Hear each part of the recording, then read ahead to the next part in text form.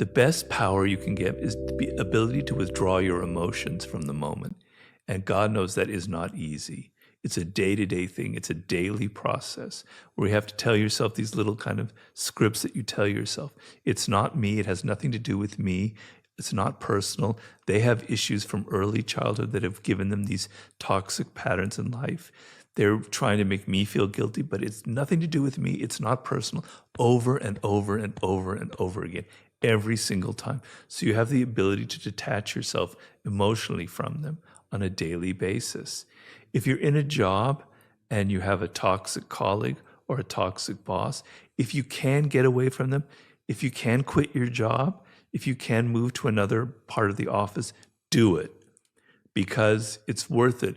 It's not worth collecting $10,000 extra a year with this boss, because it's going to damage you emotionally. It's going to take you years to recover. 3 years with a toxic boss, you may never recover. So if you can, quit the job.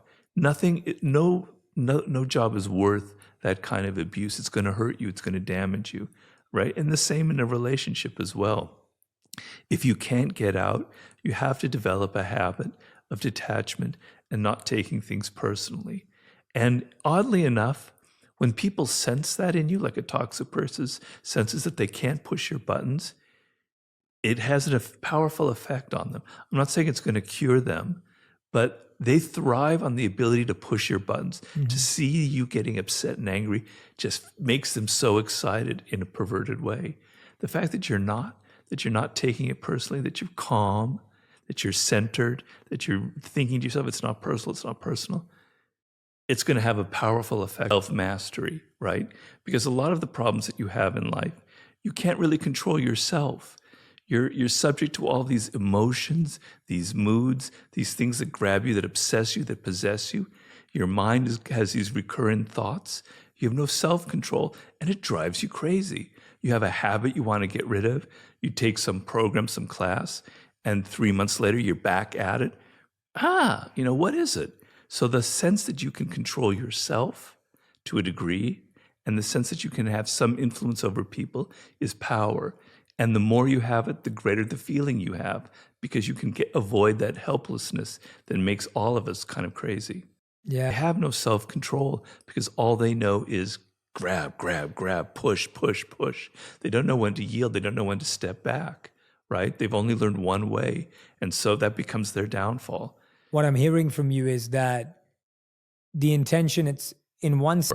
Or let's say you're in a nasty divorce case and there's a child involved, and your emotions are to screw that man or woman who is so mean to you, and you're going to have this nasty fight, and then you realize, oh my God, this child that I love is really going to suffer from it.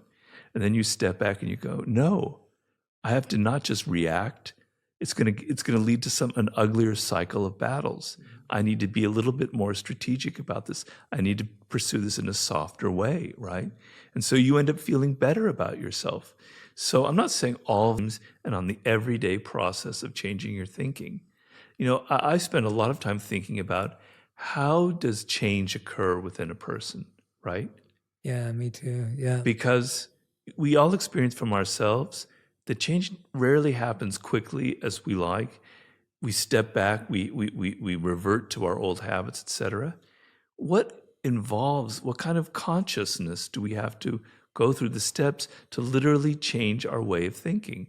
It requires hitting at the roots of things. It requires how you think. People do not announce themselves. They do not wear little horns on their head saying, I'm devilish or whatever. They disguise it. So a person who is overly charming on that first encounter, who's so nice, who's listening to you, who wants to help you and please you, that's not natural, because we've all developed the habit of being slightly wary of strangers. And I've learned through my consulting work and my own experience that person who's trying too hard on the first encounter, they're generally hiding something. They're generally conceding intentions that they don't want to give out, right? Their method of throwing dust in your eyes is to appear the opposite of what they are. And you're going to fall for that. So when people try too hard, with one quality or reveal too much of a single quality, they're often concealing the people. Most often they're of the narcissistic variety.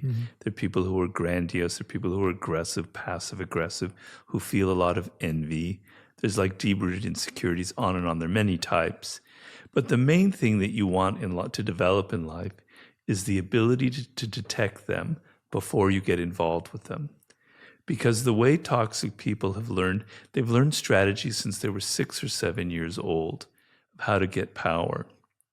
And they embroil you in dramas. They get into your emotions, right? They entangle themselves in your life. They don't come at you saying, I'm toxic, I'm a narcissist, get away from me. They know how to appear charming. They know how to be interested in you. They know how to be moderately pleasing, etc. They can even be charismatic. You get involved with them, and then it starts to come out, and it's too late because you're emotionally entangled with them. They've got their roots inside of you, and you're sucked into their dramas, and it's really hard to get out, particularly in an intimate relationship. That's the worst of all. The best thing you want to develop in life is the radar to detect them before you get involved with them. And it requires a change in how you perceive people. So it doesn't mean, I don't want people to become paranoid, thinking everybody out there that I'm dealing with could be toxic, because it's only like 5% of the population or whatever is truly like that.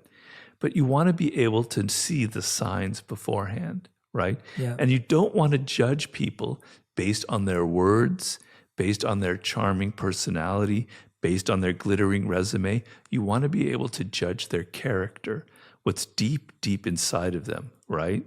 The things that are not so visible at first glance, right? So you have to train how you think about people.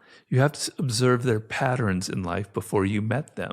If this person you're about to get involved in a relationship tells you, all of my wives and girlfriends in the past, they were just such blah, blah, blah, blah, blah, and then you hear that they only lasted a year or so, and it was always their fault, your antenna should go up. Something is wrong here. This person isn't revealing the truth. This probably coming from something within. In my 48 Laws of Power, I talk about infection, where there are people who have an infecting power on you.